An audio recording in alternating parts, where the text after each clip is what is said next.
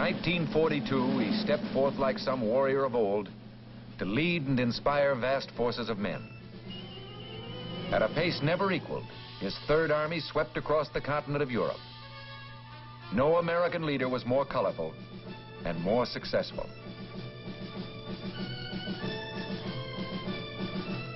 General George S. Patton, Jr., dedicated to glory and the victory that was won. The name, the symbol, the victories, our history.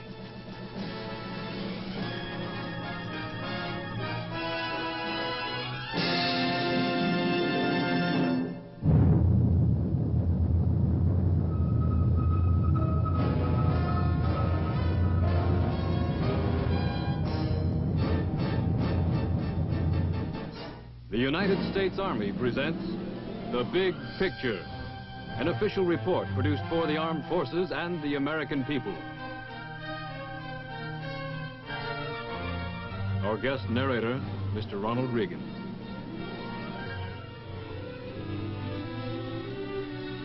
It's not easy to believe that George S. Patton, Jr. was once just Georgie.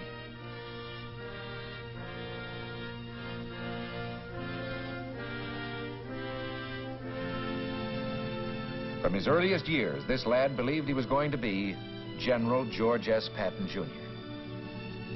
His imagination was stirred by stories of great heroes of the past, told by his father. His military career began at VMI. At West Point, he proved himself a model cadet, although, like Washington and Napoleon, he could not spell. Rarely from this time on would Georgie flash this attractive smile. It just didn't go with his very serious ideas of soldiering.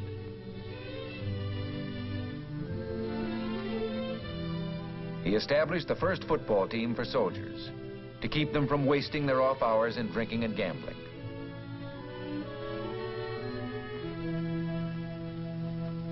World War I. Convinced that this ponderous vehicle would someday come into its own, he studied it, rode into battle on it, became a hero alongside it. Our first tank commander, he would always be linked with the weapon that symbolized his driving, overwhelming personality.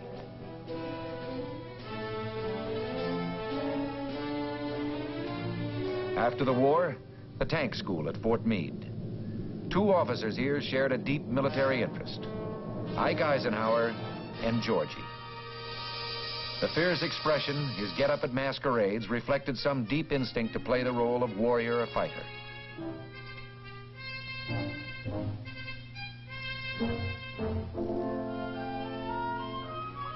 His wife joined in, sensing that even in fun, these roles suited her soldier husband.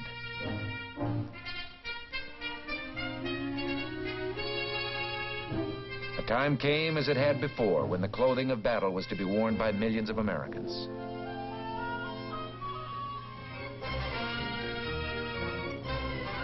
November 1942, in command of American forces for the invasion of North Africa, Lieutenant General George S. Patton, Jr.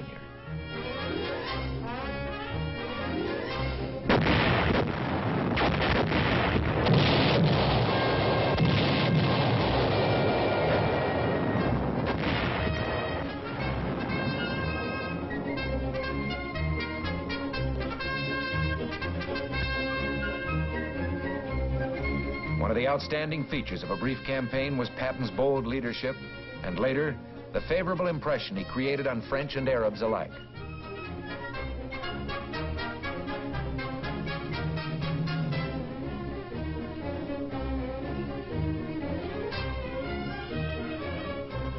Long-range plans could now be discussed. Plans which would cast America's toughest general in a leading role. Meanwhile, a battle was raging to the east in Tunisia.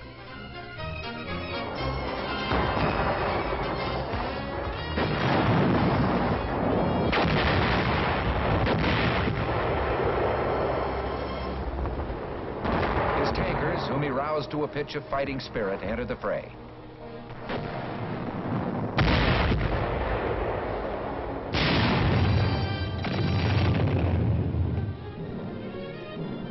Allied leaders such as General Alexander sensed Patton's remarkable military gifts, his judgment, his sure instinct for what the enemy would do.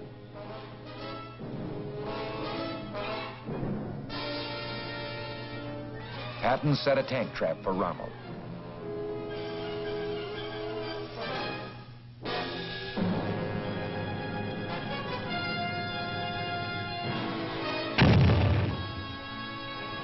Rommel marched right into it.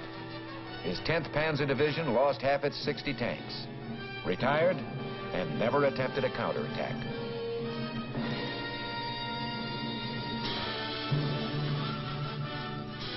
His reputation grew. He looked forward eagerly to his next campaign. He'd been selected to command a new army, the 7th, slated for the conquest of Sicily.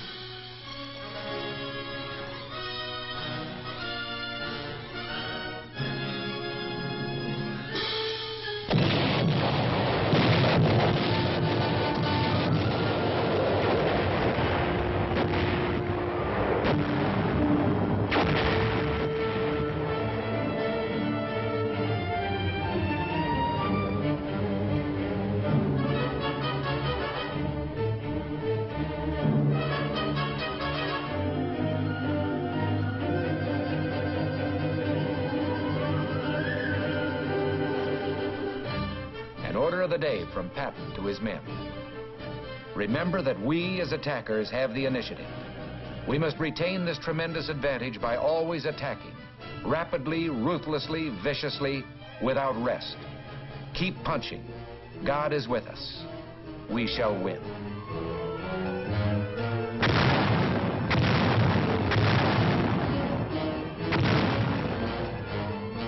Attack, attack, and when in doubt, attack again. Patton's major principle for fighting battles or a war.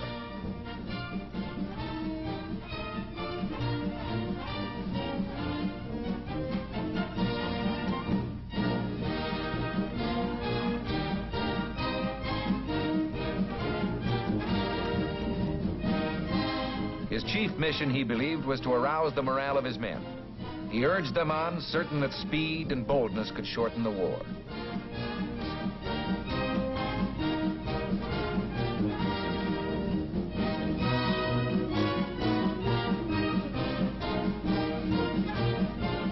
Like Monty, he believed in showmanship. But he was aware that if the act could not be carried off in fine style, the men would see through it. Both leaders used every means to inspire the troops of their vast command.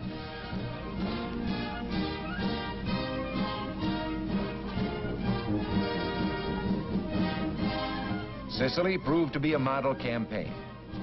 Sound tactics and a fighting spirit won the island in 38 days.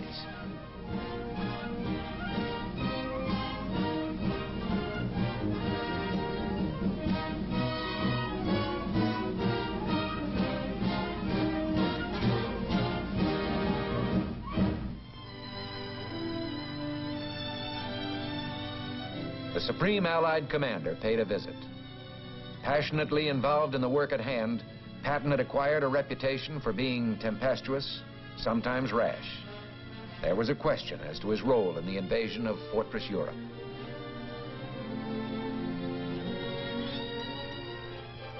Then, his whereabouts carefully concealed from the German High Command, he appeared in Great Britain. New troops heard him in an introductory speech and called him Old Blood and Guts. The old-timers referred to him as the Old Man, who knew more about fighting than any man alive. He called a spade a spade. He told them to get mad and stay mad. They listened.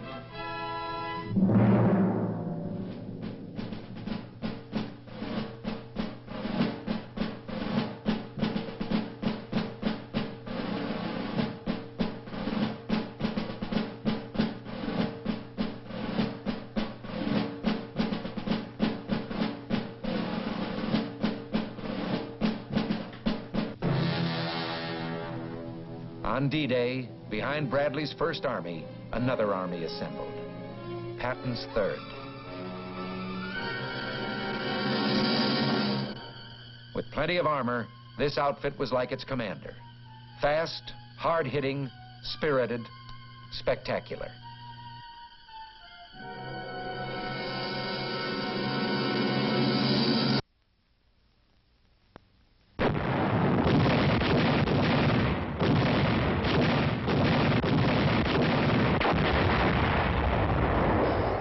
Cherbourg Peninsula began a rolling advance, an all-out smashing attack, the Patton version of a German blitzkrieg.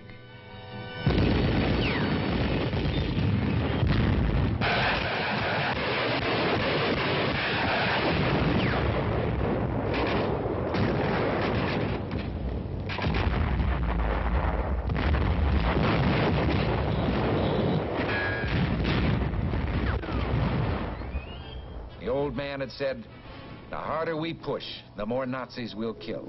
And the more Nazis we kill, the fewer of our men will be killed. Pushing means fewer casualties.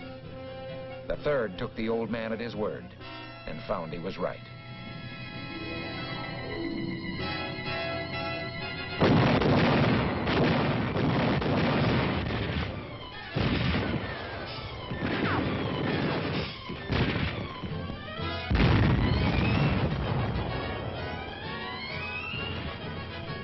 St. Malo, the beginning of a long list of towns, occupied by Germans one day, liberated the next.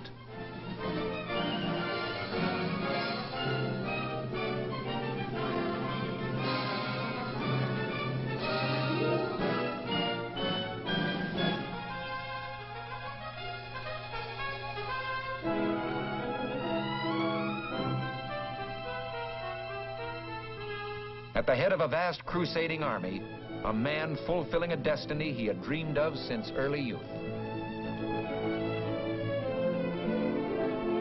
The attacks now were in all directions at once, toward the south and north, and east toward Germany.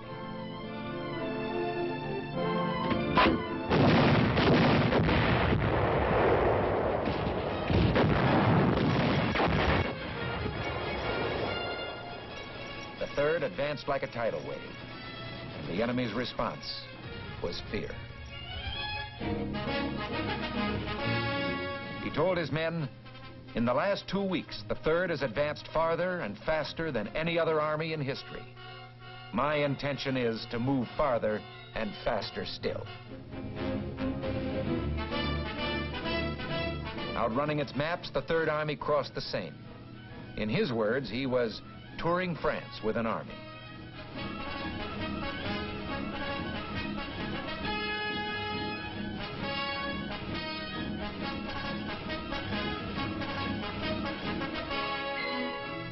He was everywhere at once, covering the great distances within his command. His use of light aircraft exemplified his eagerness to adopt any new means of increasing efficiency.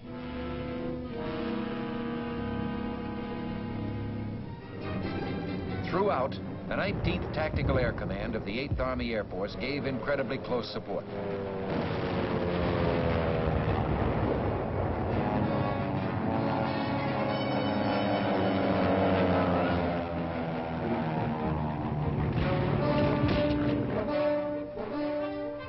The astounding advances went on and on. Patton saw nothing in the way. He was ready to push on into the heart of Germany.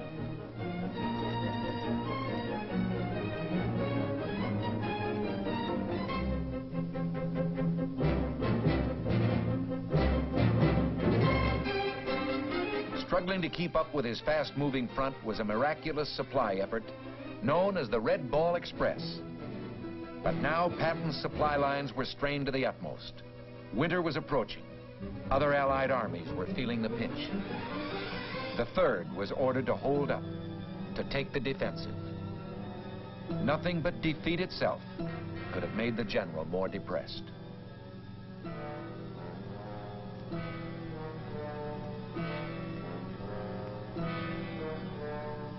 This was a difficult time for an army built to roll.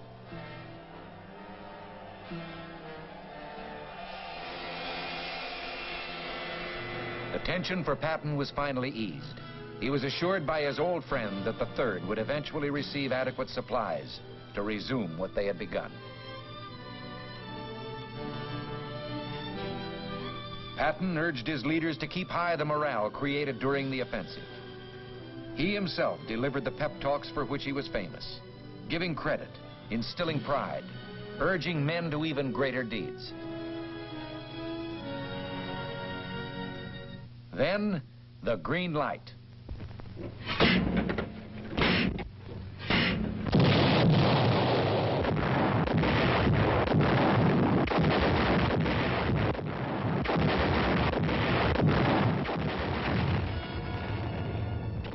400 years, this fortress city had withstood every assault.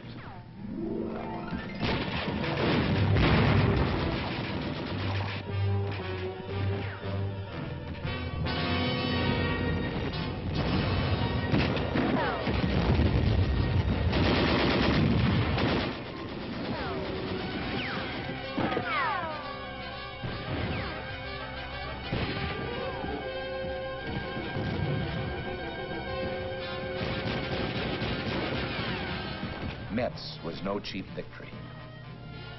But the fall of this highly regarded fortification bore out Patton's belief that no defense position had ever been successfully defended.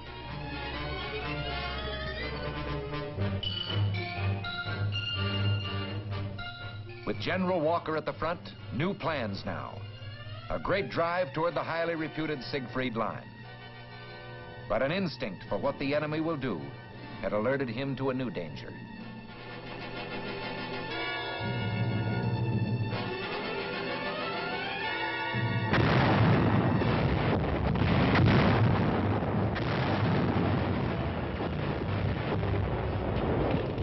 Field Marshal von Rundstedt struck with 20 divisions on a 40-mile front.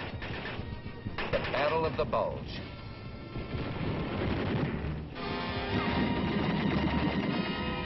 Patton was asked to speed what help he could. Could it be in 3 days, Ike asked? Patton's armored troops would make it in 2, dashing 100 miles over icy roads to Bastogne.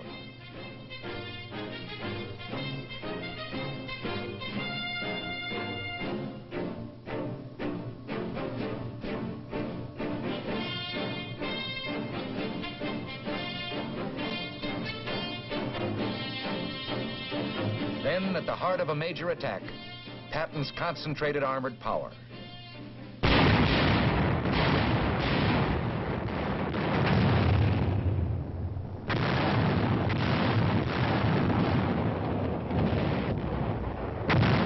Terrible weather prevented a much-needed air attack. A religious man, Patton frequently prayed. This time, a prayer went out on thousands of printed cards for all his men to join in. Almighty and merciful Father, grant us fair weather for battle.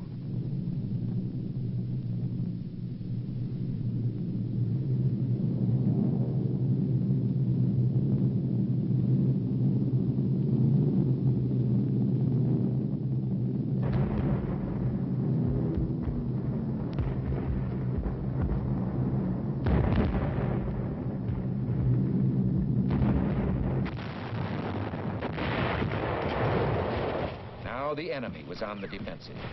In Patton's book, they were destined to fail.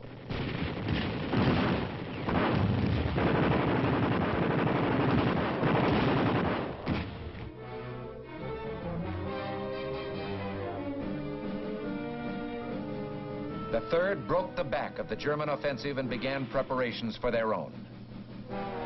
Always the old man pushed them harder than anyone had pushed them before. Always the results were more than they might have expected. For a commander who was so obviously a winner, they would do the impossible.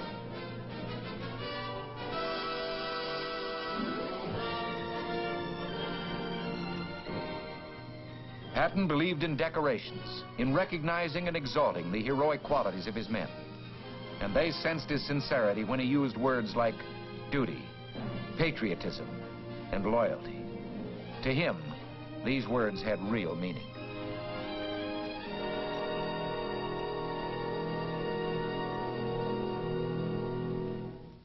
The Siegfried Line.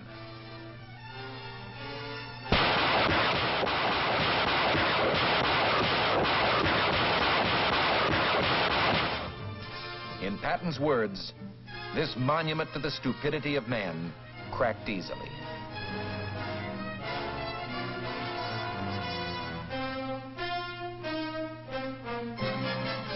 The famous 3rd was now on the loose again.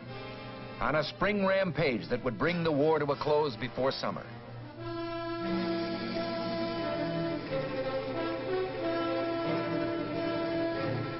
Again, Patton's army was going beyond expectations.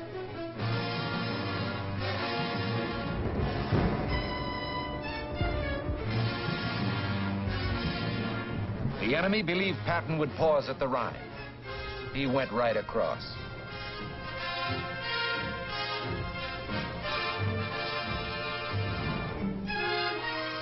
Now, along a wide front, his divisions fought toward the final goal.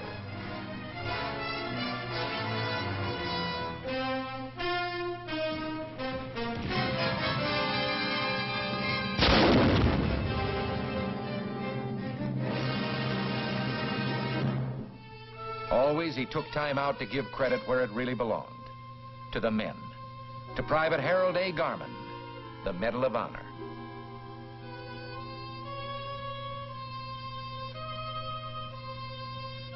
Exalting sacrifice, Patton never dwelt long on the horrors of war.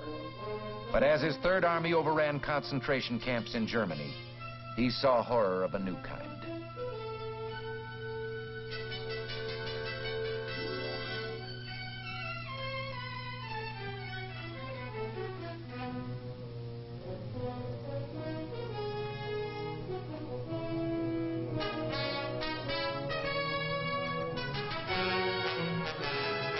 Victories piled up as the Third turned southwest to link up with Soviet forces in the Danube Valley.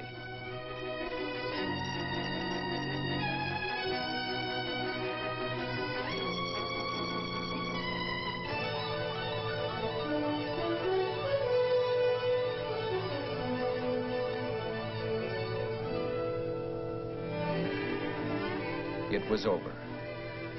For a moment, Patton relaxed his carefully maintained role of colorful leader to be himself.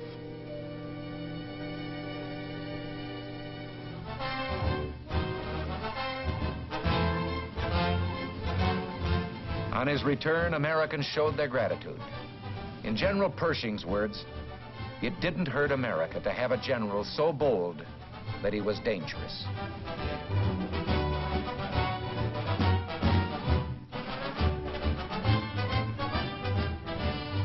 Los Angeles went all out in its reception. With him was General Doolittle, whose 8th Air Force in Europe did so much to assure final victory.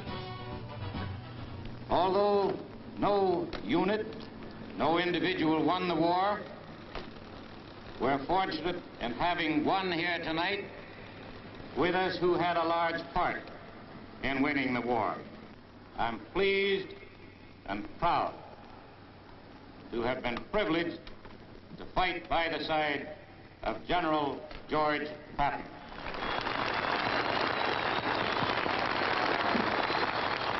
Your Honor, the Mayor, General Doolittle,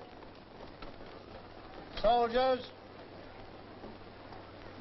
ladies and gentlemen, coming over here, there was a very great lesson. The first 4 hours, we passed over a destroyed land, utterly destroyed. You who have not seen it do not know what hell looks like from the top.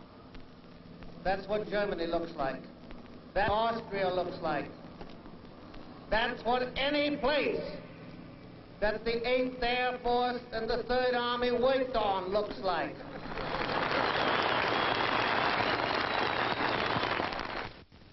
You must remember this, that from Brest to various towns in southern Germany and Austria, whose names I can't pronounce, but whose places I have removed,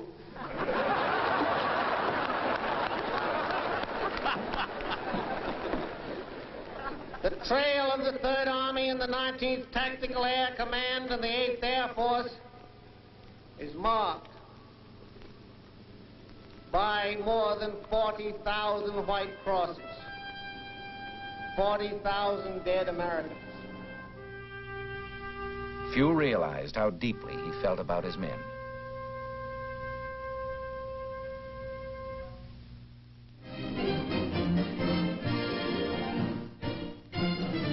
Germany, with no more battles to win, Patton watched Americans compete on the playing field. Again, he saw the fighting spirit, the will to win, a quality he loved and admired, and which epitomized himself.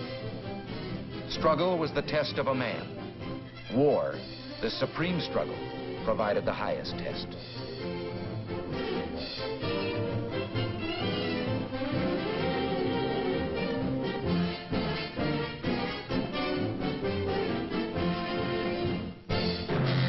He had expected his own death to be spectacular.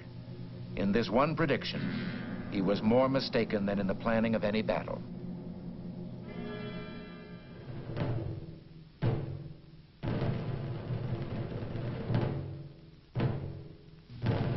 He died of injuries received in an automobile accident 4 months after the end of the war.